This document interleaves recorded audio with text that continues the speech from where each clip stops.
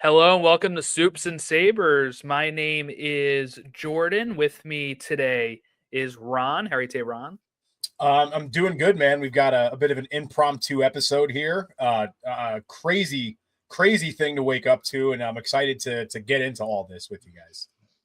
And we have Chris. How are you today, Chris? Pretty much the same. It's good to get going on this. Lots of fun, lots of fun. Yeah, so you know from the episode title or the YouTube thumbnail you just clicked, this is about the big leak that just happened. To get some stuff out of the way here, we're not going to share any images because that can get us, videos taken down or the images taken down. They are subject of copyright to Marvel.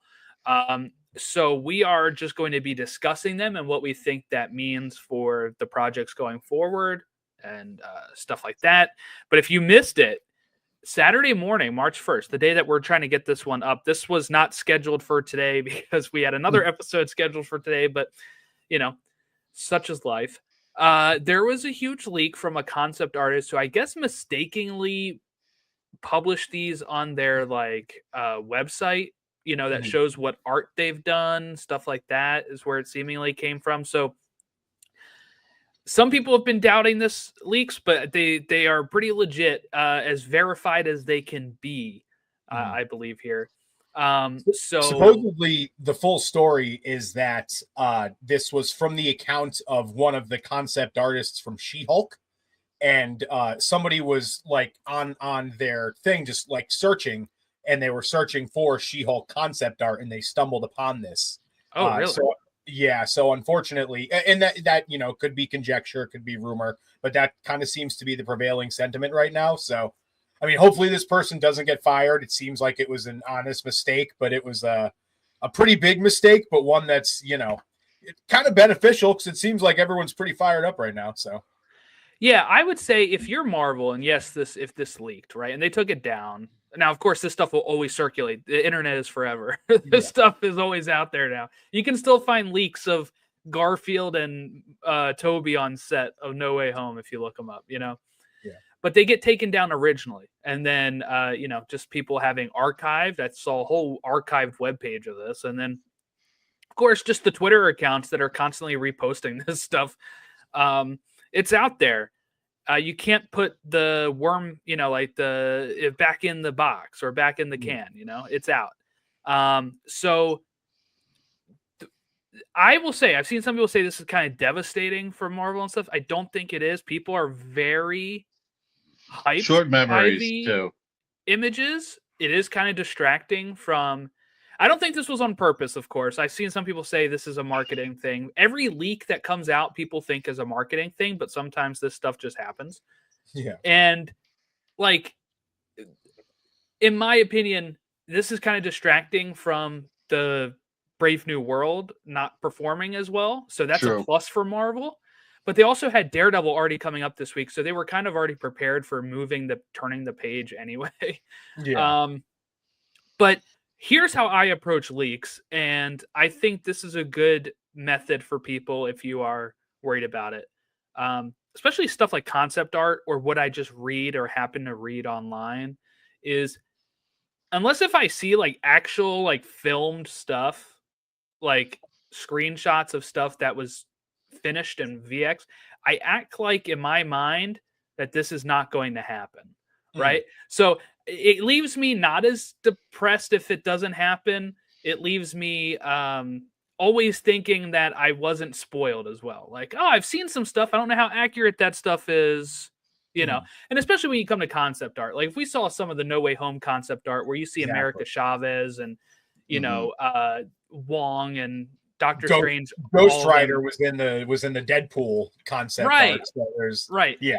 So it's like I take it with a grain of salt. So I was like, do I want to look at these? And then I seeing them anyway. So I was like, I'll look at them, right? I'm going to be seeing them anyway. So why not just go through each one? But it got me excited. Ron, what's your first thoughts? I know I'm the one that I think maybe first saw it and shared it to you guys. But what was the thoughts when you saw these? Very, very excited.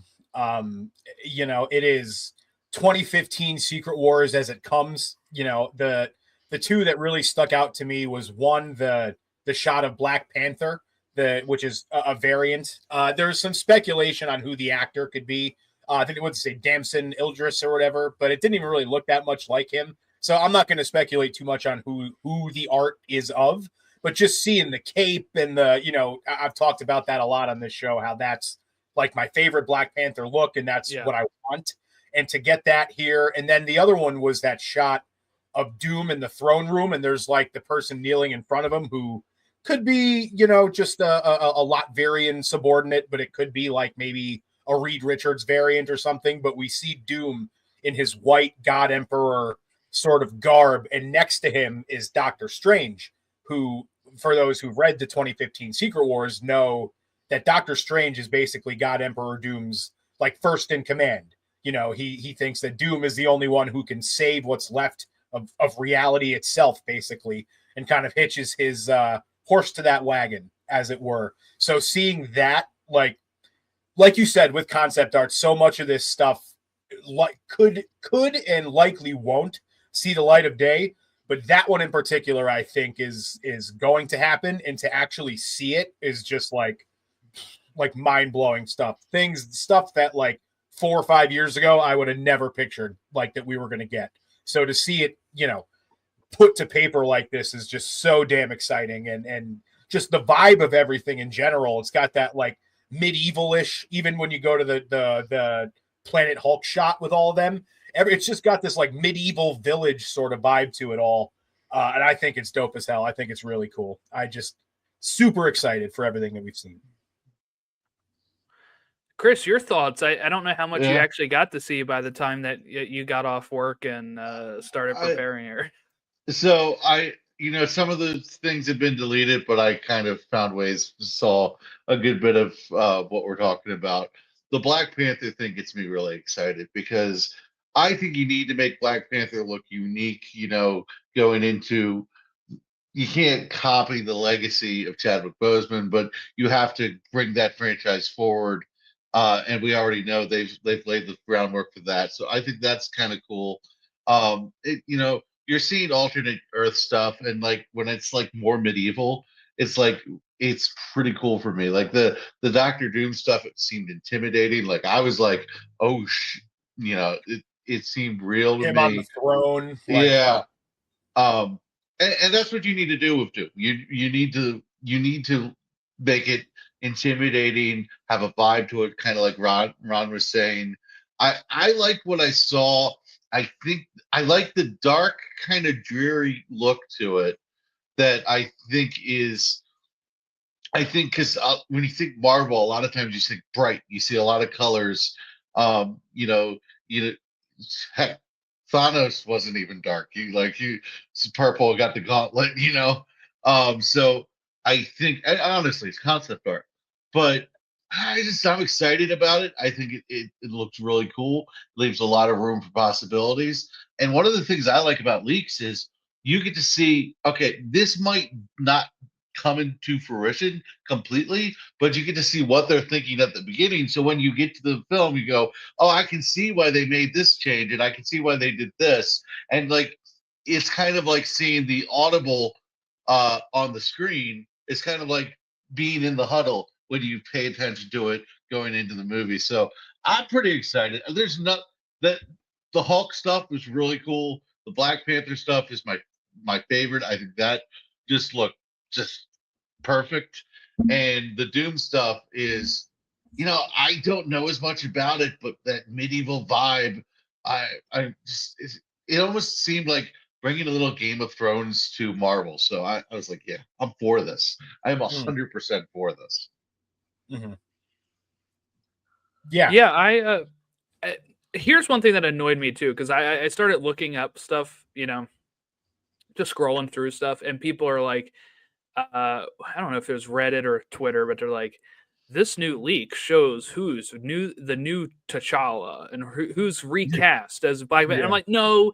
I mean, if you look at some of these Sue ones from the Fantastic Four leak, they're not Vanessa Kirby on some of these. You know what I'm saying? It's just concept art. They're just drawing it and maybe who they would want to model it after, whatever, whoever they were maybe in talks with at some point. So again, like, this is all just, we don't actually know anything. You can't gain anything substantial from this other than maybe the vibe that they're trying to strike and what characters might feature. One thing that kind of got me excited is seeing the Young Avengers with Star-Lord and Wong. Yeah. And then seeing Hulk with She-Hulk. Because in my mind, it kind of makes me feel, and this may not even be how it goes, right? But it's making me feel like Infinity War, where all these characters are maybe coming together in the very beginning of the movie. And then, like, that right there might be Hulk and She-Hulk learning that something's going wrong and that they have to go back to Earth, or they have to go wherever they are. Or it could be part of Battle World, where they're also in the medieval setting as God Emperor Doom. You know what I'm saying? So it could be totally different than that. But it's just like, because I think the image was titled Hulk Village and not like Planet Hulk. So Hulk Village could be a separate section of the village, you know, I don't know. Like, there's many things that can come from it, but I just really think, like, I love that Russo vibe at the beginning of Infinity War, where all these characters are starting to interact that we haven't seen. And we have a lot of characters that haven't interacted in this saga. So it's like, that's going to be very exciting for me when we get to it. Yeah, especially when you put the specific pairings that we saw, like you mentioned, Quill and Wong with the Young Avengers, like, or Quill with White Vision. Yeah, sitting on the couch, that was really funny.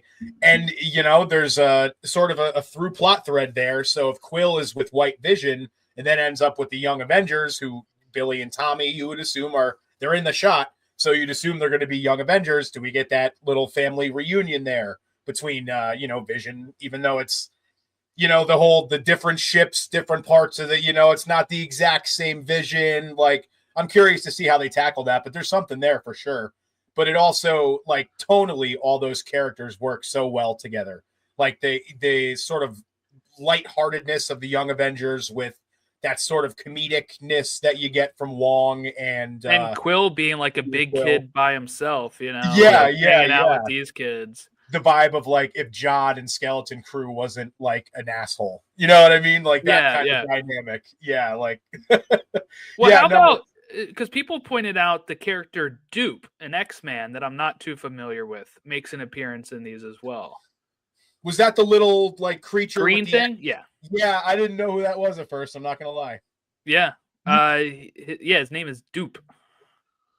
All right. I guess we were duped. I was. Yeah. Admit, I don't know why he's hanging out with them or what, but he is. People seem to love him on Twitter. That's if they actually know who he is. I think sometimes people just Google this stuff and they're like, "Oh yeah, I love this guy. Oh yeah, I love this guy." You don't know who he is? First appearance, X-Man 37. And then if they don't do it exactly comic accurate, they will plant their flag and say, "This is awful. How could they do Dupe like this?" And act like it's been their favorite character for 20 years. Oh yeah. Yeah, he's a relatively newer character. Well, newer in the sense of, I think it was like 2001, but it's new. Like, that's new in my mind. Still, 24 years ago, still fairly new. Okay, let's see. We also had. So, what movies it apparently released or leaks of? There was Fantastic Four. There was actually one of the Silver Surfer. Which looks like just regular Silver Surfer female. No long hair, which was one of the thoughts we might have seen that.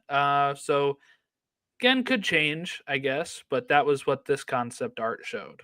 Kind of bums me out a little bit. I was hoping to see that sort of, like, flowing, like, mystical, like, to see how they were going to do that hair. And again, maybe they will do it in the movie. This is not be all end all concept art. You know what I mean? This is just, who knows how long that in particular, the Silver Surfer and a lot of the Fantastic Four stuff that we saw could have been, from a year ago, and they so much could have changed. Yeah, this stuff is dated. It says 2022 to 2024 what these concept arts are from. So things could have changed.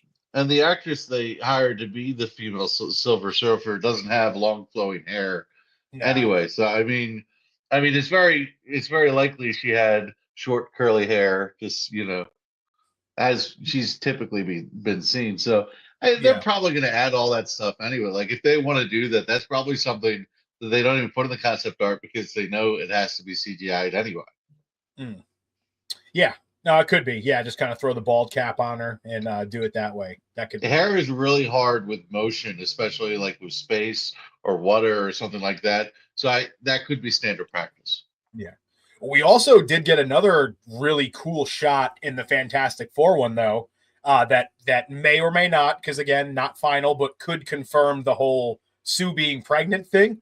We get that shot of Franklin in a little Spider-Man onesie, and Sue's kind of like chasing him around. So that was really interesting too, because it seems like it's like at this point kind of the worst kept secret ever that this movie's going to introduce the kids, Franklin and Valeria. So like at least Franklin. At least Franklin. Yeah, I'd imagine we'll get both of them, though. We'll get Val, too.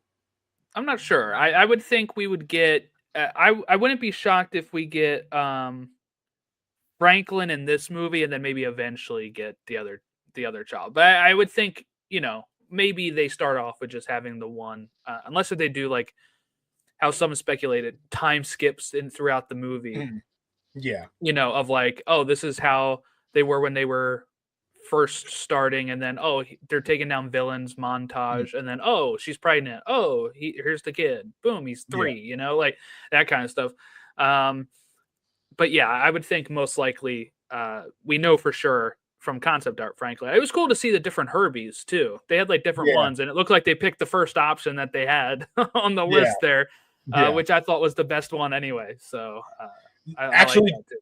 Jordan, too, now that you say that, it's probably smart just knowing how important Franklin is to Secret Wars and to like rebuilding what comes after that.